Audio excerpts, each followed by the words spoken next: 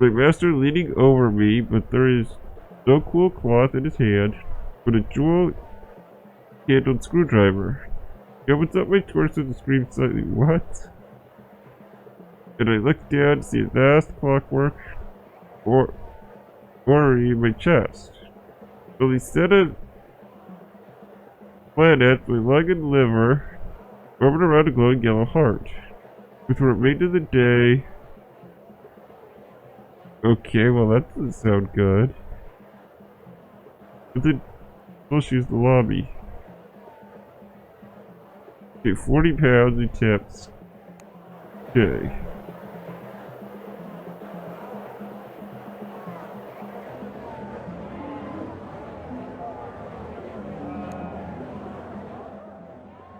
Let's collect our money. Let's get out of here.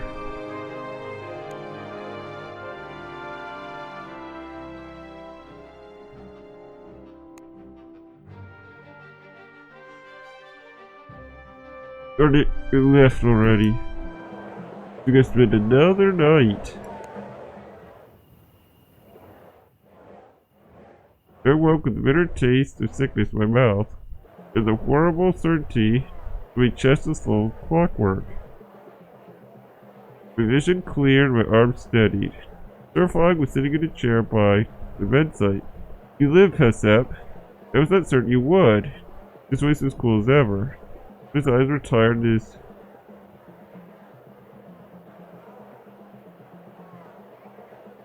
and his cravat a little askew. Okay.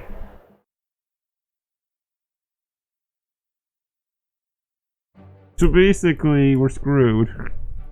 We might as well skip Timbuktu. Go to Rakesh. Go.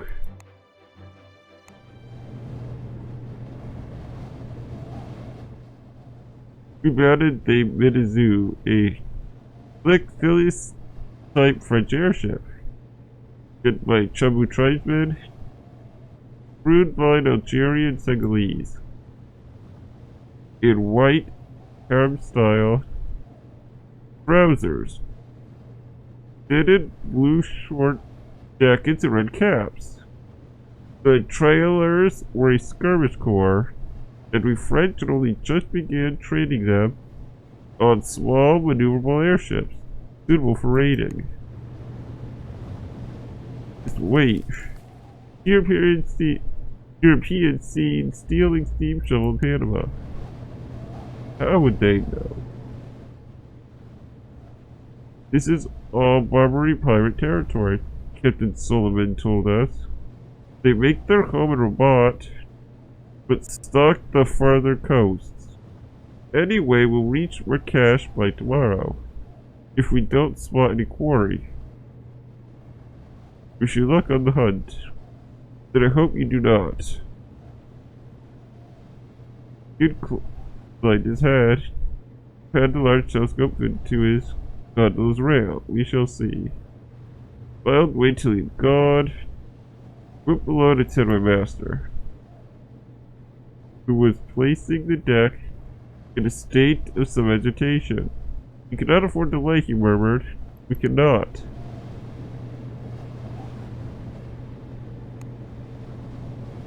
Well, Hessep, not Hessep, I'm Hessep. Sir Fogg. We woke next morning at the first light near the crews, scurrying around deck. I looked out of the porthole and understood immediately. Where we had been above ground, we were now above water. The airship had changed course. "Sir," I began, wary of breaking the news to my master.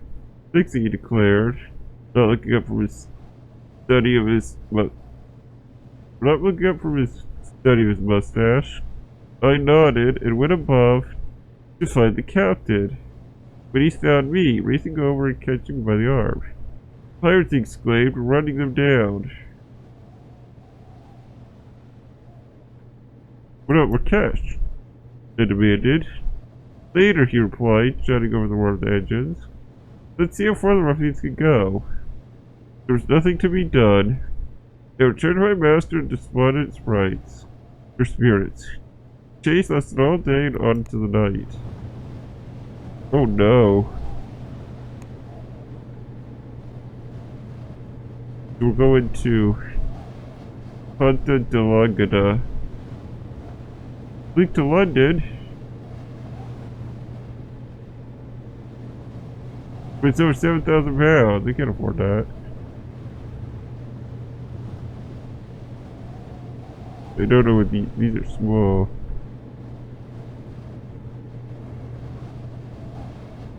Well, let's go with this one. That's Lisbon, isn't it?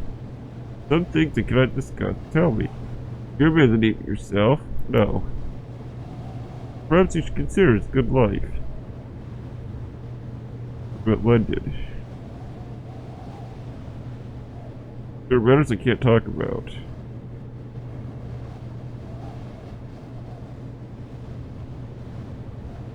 Darn it, there isn't anything there. Okay, London. Porto Novo. You need 7,000 pounds to get to London.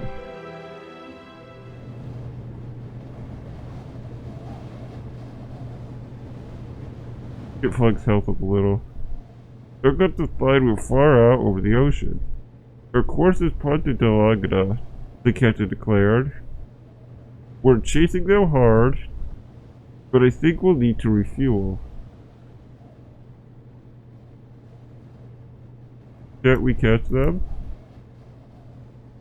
Or shoot them down? Captain laughed. No. Way to catch a pirate is slow and steady. They have to land eventually. When they do, you scoop them up. I see pirates drop to the sea rather than land. 2. Mind that is a good way to deal with them as any.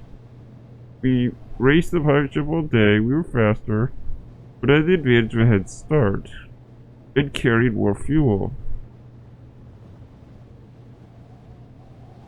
No shots were exchanged, as the captain had promised. I began to realize pirate hunting was more of a chess match than a firefight. By the end of the day, we'd reached the little island of Punta de Laguna. We were ashore, while the Medusa quickly refueled to begin the chase afresh.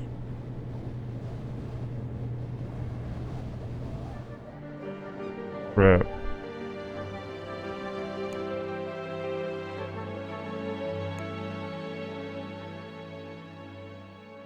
We don't have 7,300.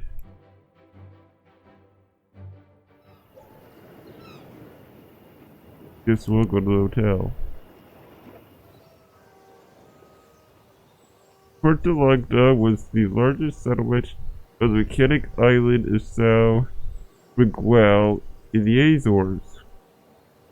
Delicate pewter tomatoes and fruit from the abundant orangeries, watched over by Portuguese gentlemen farmers in pristine white villas.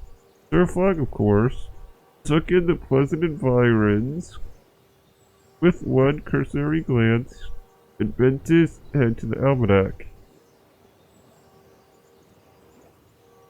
We've come so far, I marveled.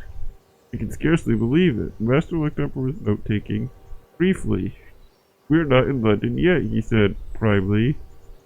Find out when the next airship to Lisbon departs. A practical suggestion. Time and time again, I had seen the prudence of Sir Fogg's approach. I paused to breathe in the scent of citrus on the way to the harbor. It triggered in my nostrils for days long after we departed the Azores. Okay, well, guess we'll explore.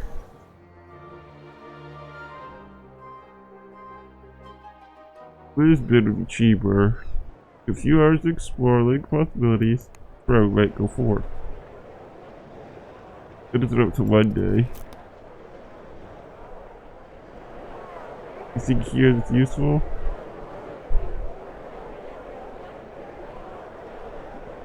No.